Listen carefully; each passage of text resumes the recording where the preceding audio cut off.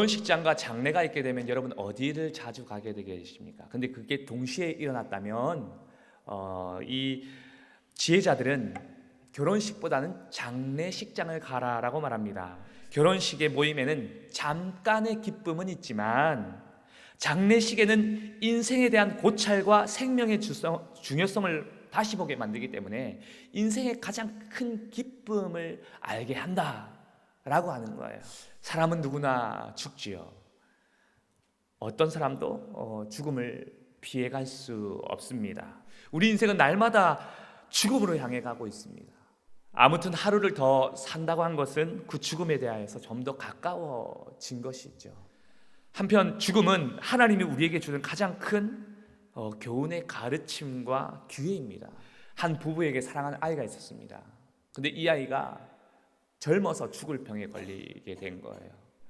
이 부부가 간절하게 기도했습니다. 신이시여, 제발 이 땅에서 죽음이란 것을 없이 하게 해주셔서 내 자녀를 제발 살려주시옵소서. 그래서 신이 죽음이라는 것을 없애주셨습니다. 여러분, 죽음이 사라지게 되었으니, 이 땅에서 죽음이 사라지게 되었으니 인간은 얼마나 행복해졌겠습니까? 이제 뭐 걱정할 필요가 있어요? 죽음이 없는데. 그러나 시간이 흐를수록 세상은 점점 더 혼란스러워지기 시작했습니다. 왜요? 아픈 노인이 넘쳐나기 시작했습니다. 인구가 점점 많아져서 죽는 사람 없다 보니까 먹을 것이 부족하기 시작했습니다. 아무리 아픈데도 죽을 수가 없습니다. 사람들이 너무 많아져가지고 죽는 사람 없으니 먹을 게 하나 없어진 겁니다. 배가 고프고 배가 고프고 배가 고픈데 이거 죽을 수 없는 상황이 되니 사람들이 어떻게 했겠습니까? 사람들은 오히려 그 마음에 이런 마음을 품기 시작했습니다. 차라리 죽게 해주세요. 사실 죽음을 주는 것이 하나님의 은혜인지도 모릅니다. 사람은 바로 이 죽음 앞에서 진리를 배웁니다. 진정한 삶을 사실 죽음 앞에서 깨닫습니다. 예수님은 이 땅에 저와 여러분을 향하여서 죽으러 오셨습니다.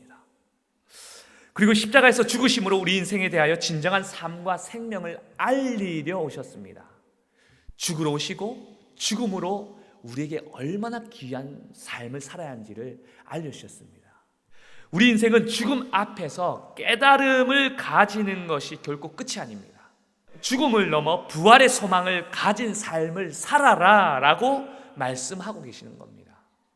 우리에게 더 중요한 것은 죽음 너머의 부활입니다. 예수님은 자신이 이 땅에 오셔서 죽으시고 스스로 또 부활하셨습니다. 다시 살아나셨습니다. 그것은 우리에게 행하실 일이고 그것을 보이신 것이고 예수님이 우리를 살릴 수 있으시다는 것을 말해주는 것입니다. 요한복음 11장 25절 26절에 이렇게 말합니다.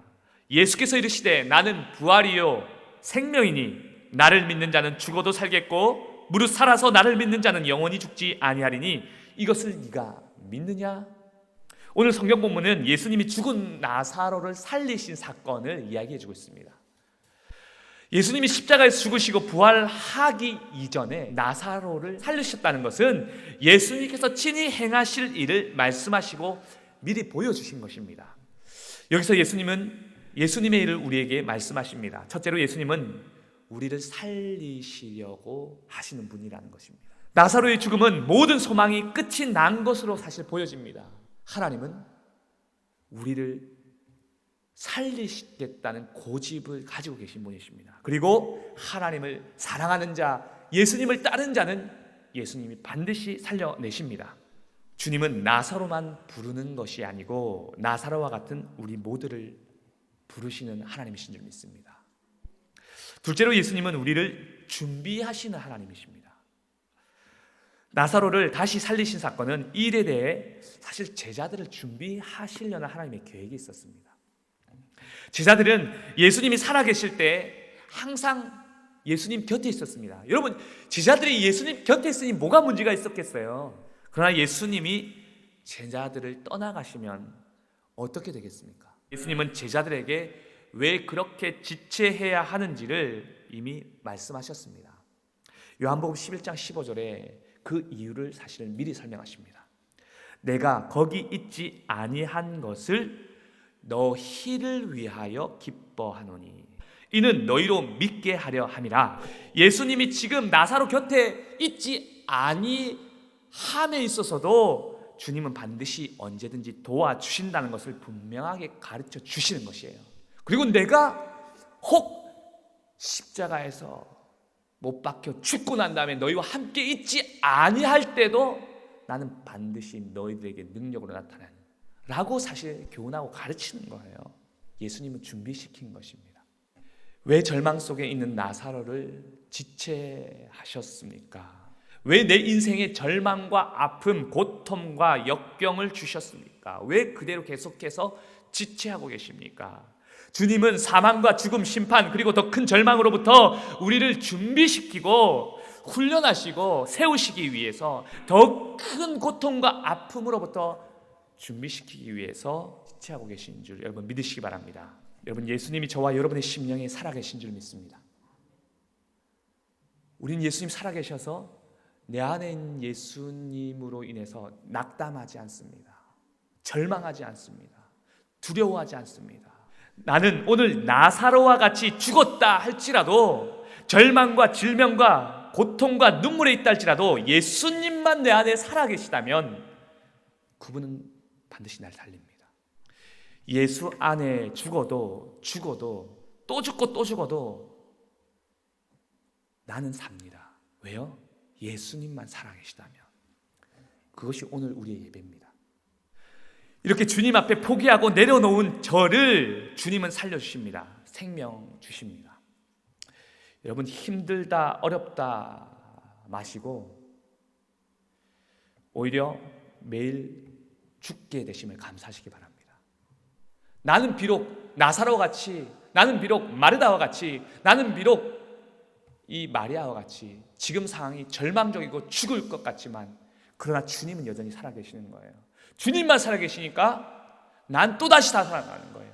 나사로와 같이 다시 살리는 거예요. 주님이 말씀하세요. 나사로야, 일어나라, 나오라. 주님이 또 나를 살려주십니다. 여러분, 죽음이 있어서 뭘 우리에게 보게 하시는 거예요? 죽음 때문에 우리 인생의 참 의미를 다시 보게 하신다잖아요. 근데 오늘 여러분, 우리를 또 죽고 또 죽고 또 죽게 만드시니 내 인생에 얼마나 그 참된 의미로 다시 이끌어 나가시고자 하는 하나님의 뜻이 담겨 있으시겠습니까? 이렇게 예수를 믿는 자는 죽음으로 살아갈 수 있습니다. 예수를 믿는 자는 죽음을 통해서 더 올바른 생명의 삶을 발견하게 되게 되는 것입니다. 이렇게 날마다 예배마다 이렇게 기쁜 소식이 들려지길 간절히 축원합니다. 죽음을 통하여서 오히려 생명으로 일하게 하시는 그 준비하신 하나님을 바라보기 원합니다. 주님께서 우리를 통하여서 그 귀한 일들 생명으로 이끌게 해달라고 우리 간절한 마음을 주여 외치고 기도하겠습니다. 택하여 세웠나니